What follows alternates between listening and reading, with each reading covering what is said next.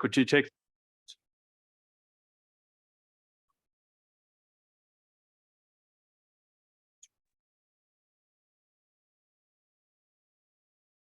Councillor Mackey, Present. Councillor McKay, Here.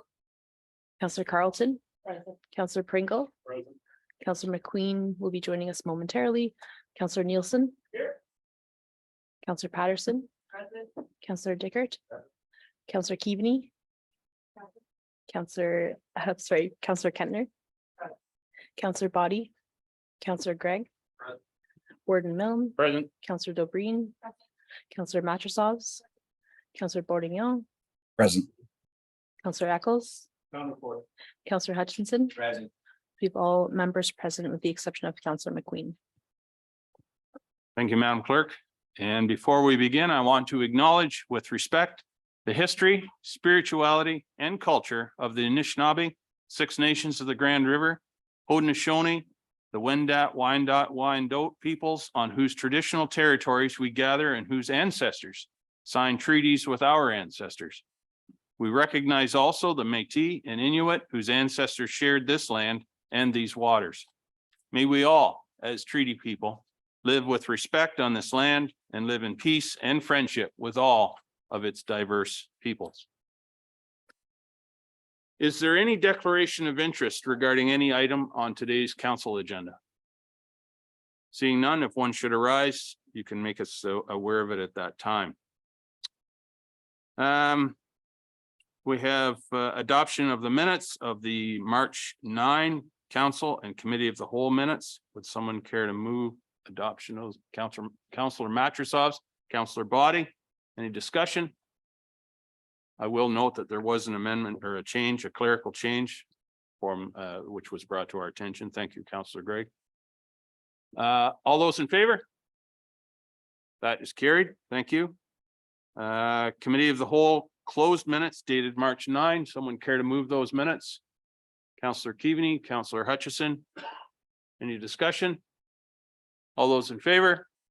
That is carried. Thank you. And the Long-Term Care Committee of Management meeting minutes from March 14th of this year. Someone care to move those minutes? Councillor Mackey and Councillor Carlton. Any discussion? All those in favor? That is carried.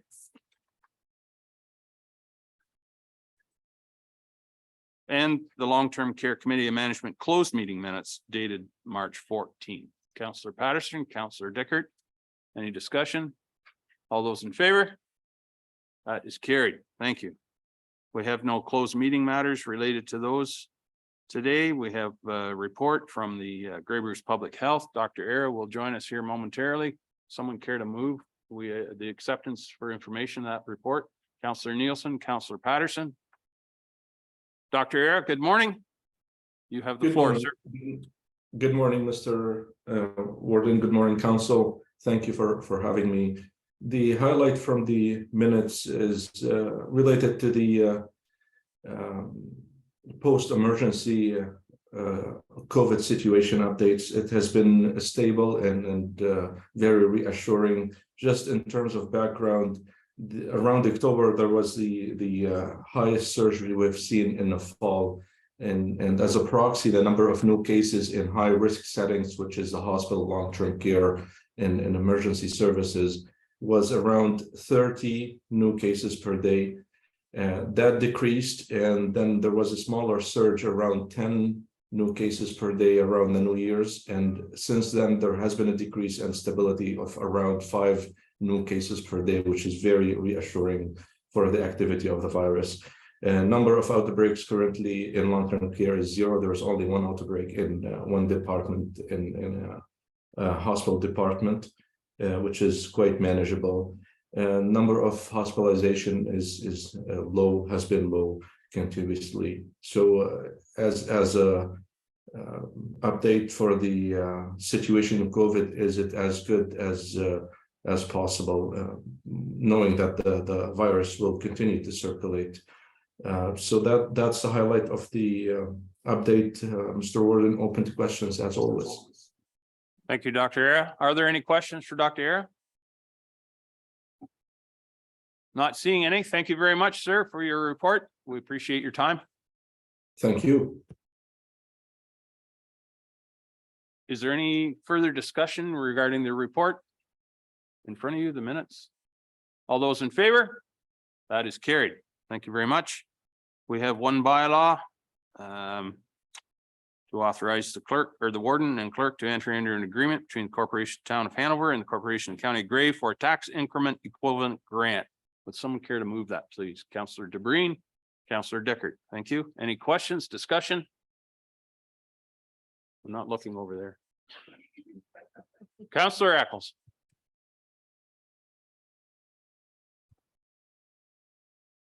Thank you very much, Mr. Warden. Just the first question I have a couple of questions on this, but the first one is the legal description of the property. In one spot, it's noted as being concession 1 NDR Bentic, part 2. And then further on down in a couple of other schedules, it's, I believe, 631 or something like that. 651, 23rd Ave, Hanover.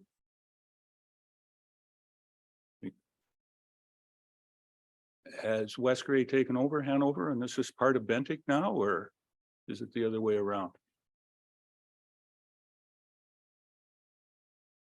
One of them's on page 35 is where on Schedule A.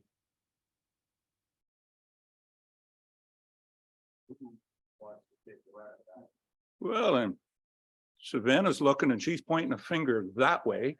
So I take it must be towards a legal mind on the end of the horseshoe over there. Michael, do you have an answer? There you go.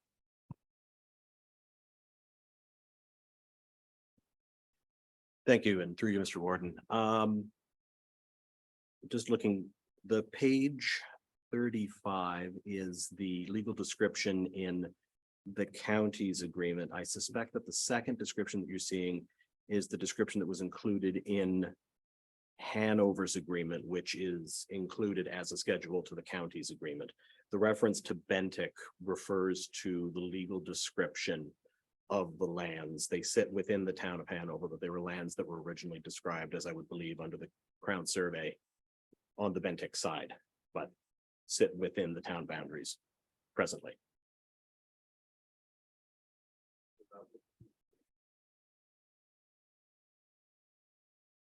That wouldn't have been changed, so all of Hanover is still legally described as part of Bentic.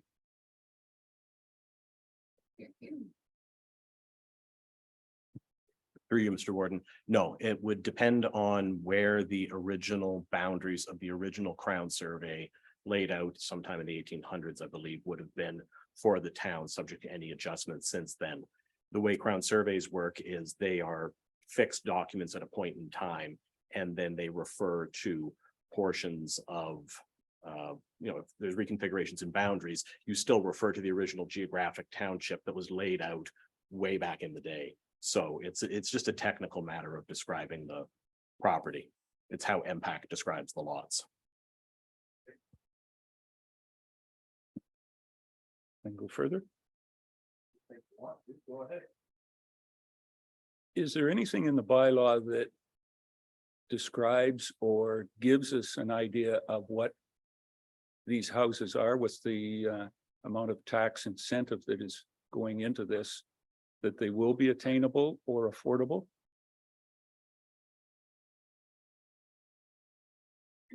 I only found one reference to it being that 142 units attainable. But there was no description or anything in there as to what is attainable, what is affordable, and or how long that has to be kept, because in a number of other agreements previous, it was for 10 or 20 years. Is this until the tax incentive leaves, or what? How does this end up being attainable? Because it's not described in the bylaw at all. Who? Oh, Mike, okay. Through you, Mr. Warden. The bylaw itself enacts an agreement between the county and Hanover. The way Teagues work in counties is that they are the responsibility of the lower tier to implement. And what we do, the county would do is then refund Hanover for the portion of the Teague that is there. So what this agreement bylaw does is authorize an agreement that responds to the Hanover agreement, which is Schedule C. It's the one with the dueling legal descriptions. So to that extent, that's as far as I could speak to where the requirements lie. Ultimately, when the county receives notice from Hanover that the refund has been paid in accordance with their program, the county would send a check to Hanover to make them whole for the county portion of the taxes that are rebated.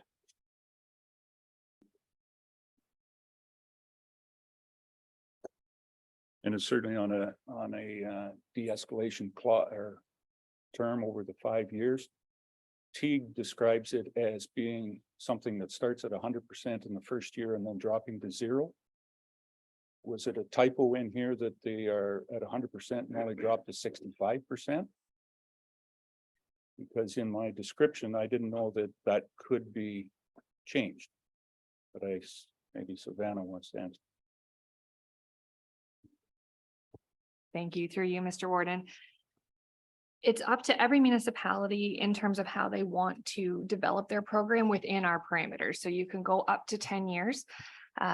You can do 5, you can choose your own percentages. So it's each municipality's determination of what that looks like. I believe in Hanover's case, and Mayor Patterson can correct me if I'm wrong, but there was a ceiling of 525,000 per building is what Hanover was willing to go to, and they made the adjustments of the percentages within that amount. So that's why this one doesn't go to 0, it goes to 65 and then becomes 0 after that. So year 6, it's full taxes that would come, but that was the arrangement that Hanover was comfortable with. And then we will match that suit for the county.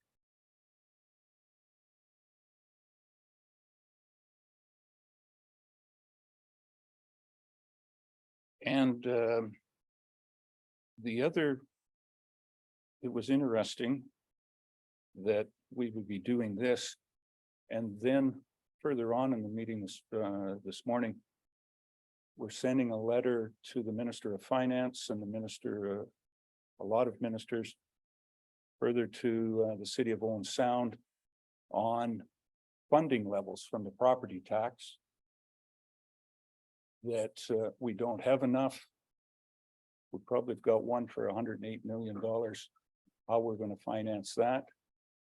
And on private development, we are financing, the taxpayers of West Grey, the taxpayers of Owen Sound, 8 other municipalities of a growth aspect in Hanover.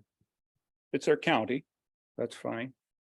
But it's going to be difficult to send a letter saying that we haven't got enough money. And then this morning, we're turning around and giving a private developer into this to try and attain through the property taxes a development of this nature. I find it difficult, but we'll see what the conversation goes when we get to supporting the letter from Owen Sound, supporting the letter from AMO of looking at other aspects, and that the county, how much we're putting in to this project. I find it difficult that the property tax is being pushed into subsidizing housing, which I don't believe that the property taxes can handle. And if we take this on, it's just another download from the municipality. And I'm concerned with that, where we are with our finances. So with that, thank you very much for the questions and the answers. Through you, Mr. Ward. Thank you, Councillor Eccles. Any other question? Councillor Patterson.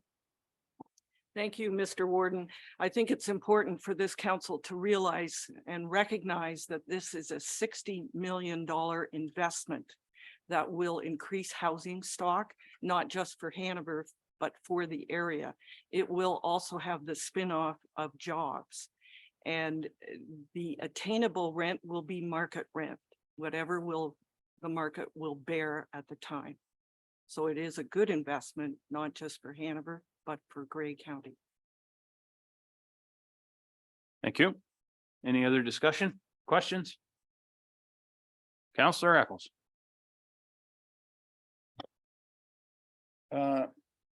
Interesting, the map that shows that, how much development has gone on in this area? Because the map that we have, I believe it's the one maybe from Pat on the redevelopment of the road that's in front of this development. Not that this development comes out onto 24 Avenue. But it was just interesting, the map that's showing there shows that there's no development in that area. To the east side, although Barry Christelbrink has built, I don't know how many homes, so there is certainly a lot of development, just for everybody's information, in that area already. Thank you, sir. Any other discussion? I'll call the question. All those in favor? Opposed? That is carried. News and celebrations. Council? Councillor Keaveney. Thank you, Mr. Ward, and good morning, everyone. And I just wanted to announce on behalf of our Meaford Rotary Club that they will be hosting an Easter egg hunt on April the 8th, 12 noon sharp at beautiful Joe Park. And registration is no charge and can happen at www.meafordrotary.com. And the Easter Bunny will be making a grand entrance at noon precisely. Thank you, Councillor Keaveney. And anytime the Easter Bunny shows up, it is a grand entrance. Councillor Carlton.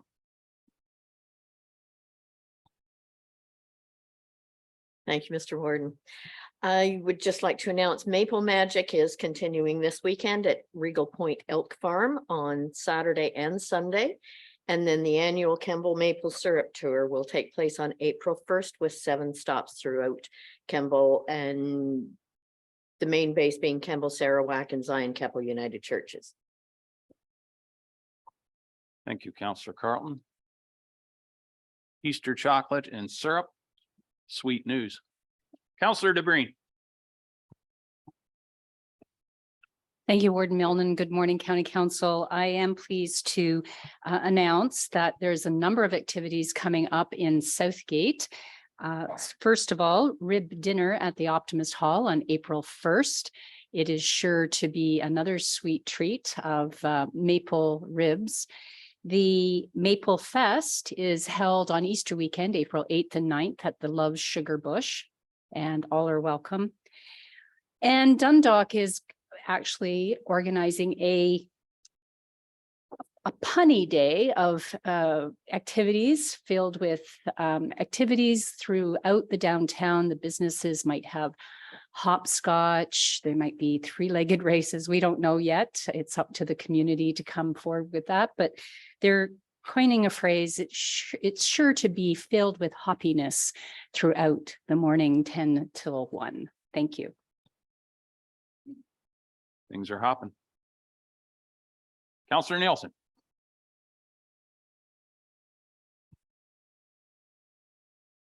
There we go. Thank you very much, Warden. This evening, Grey Bruce OPP and in partnership with the municipality of Greyhounds are holding a human trafficking information session in Markdale at the Markdale complex, the arena complex, at 7 p.m. So just sharing that news that if anybody is interested in coming out to see what's happening and how the OPP are trying to handle it, that'd be fantastic. Thank you, Councillor Nielsen. Councillor Matrosovs. Thank you, Warden. And we have coming up on March 30th, beginning at 4:30 p.m. We have our 40th anniversary of our Beaver Valley outreach. So the AGM is going to be happening from 4:30 onward. There's a meet and greet. So Beaver Valley outreach has for 40 years touched so many lives within our community and regionally as well. You know, often participants are taking advantage of the programs for our children, for our youth, for our seniors, for our adults, from boundaries beyond our Blue Mountains as well. And so it's a time for us to gather and celebrate that all the volunteerism that's gone on behind it as well. So there will be the formal AGM after the meet and greet, and then there will be a light supper. If you're interested in attending, please reach out to BVO if you contact them, just to let them know so that they can accommodate for numbers. But it will be a chance to not just conduct the business, but take a moment to really reflect on the impact. Our community would not look like what it does today without the help and support of Beaver Valley Outreach. Thank you, Councillor. Anyone else? Sure, go ahead. CEO. Good morning, Council. You will recall at the end of January, the week of January 17th, was the Hockey Day in Canada event here in Owen Sound. And it was a great event. I think we had an overwhelming positive response that was made possible by the hard work of not only the staff at the City of Owen Sound, but many, many volunteers. And this week I came back to my office from a meeting and was both surprised and pleased to get a thank you note from the folks who undertook the Hockey Day event, but they also left us with this jersey, and it's a Grey County Hockey Day in Canada jersey. So I just thought that was really, really nice, and I wanted to give a shout out to Jim McNanaman, who dropped this off, and to let everyone know that we'll find an appropriate place of pride to put this up here at the county. And just thanks again. It was a really lovely thing for them to do.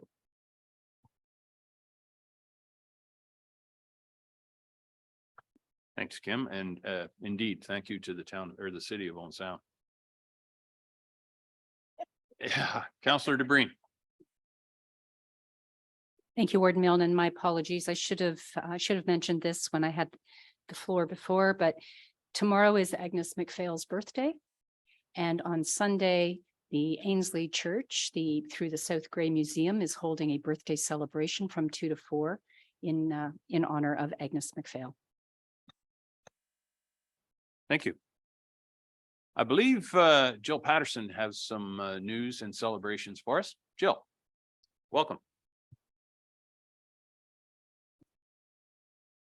Good morning, Warden and Grey County Council. I just wanted to quickly share some highlights from Grey Roots and some upcoming events. We've had another fantastic March break at the museum. We saw over 600 people through the doors, and a huge thank you to our program coordinator, Laura Arnold, who organized a variety of programs for families, from cooking maple dumplings on a campfire to sewing little stuffies that had a simple circuit inside so they could light up. So we're really grateful to her, and we're grateful to our wonderful volunteers who brought our historic houses and main building to life for the program participants. We've also had an amazing response to our kids camp registration going live. It was launched 9 a.m. on Monday morning, and by 10:20, our first week was full. And we expect to be fully booked by the end of the month, if not sooner. I've also got some great experiences happening at the museum I wanted to share. The Archives Spring Lecture Series runs Tuesdays at 1 p.m. until April 11th. Upcoming lectures explore the use of miniatures and models in historical displays, the Wicklow's of Chatsworth, and the Meaford Tank Range. Grey Roots' first concert series, Our Roots Are Showing, starts a week from today. The series features local singer-songwriters and poets sharing stories about local people and places and connections to the world around us.